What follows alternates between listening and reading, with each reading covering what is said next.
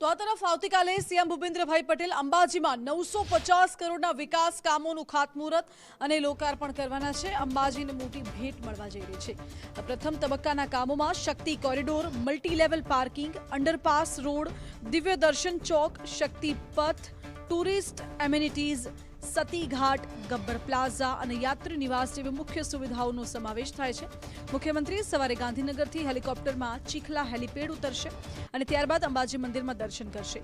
પછી મુખ્ય દ્વાર સામે પાર્કિંગ પ્લોટ ખાતે શક્તિ કોરિડોર પ્રોજેક્ટનું ખાતમુહૂર્ત કરવામાં આવશે અને ત્યારબાદ ત્રિશુલિયા ઘાટી ખાતે શ્રી શક્તિ ત્રિશુળનું અનાવરણ કરી ડીકે ત્રિવેદી ગ્રાઉન્ડ ખાતે જાહેર સભાને સીએમ સંબોધન પણ કરવાના છે।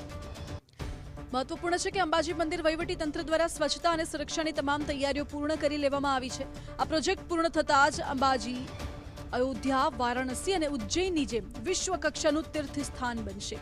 भक्तों और प्रवासीओ माटे आ एक ऐतिहासिक क्षण साबित थशे। त्रिशूलिया घाट खाते शक्ति त्रिशूलनी एक निर्माण कार्य थयेल छे।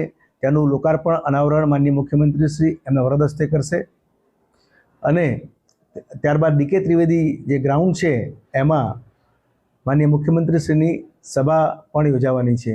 આ સિવાય અન્ય મંત્રી સાહેબો પણ પધારવાના છે અને મોટી સંખ્યામાં લોકો પણ આવશે। તો આવતીકાલે મુખ્યમંત્રીશ્રી વિકાસ કાર્યનું ખાતમુહૂર્ત, શક્તિ ત્રિશૂળનું લોકાર્પણ વગેરે જેવા કાર્યક્રમ અંબાજી ખાતે યોજાનાર છે।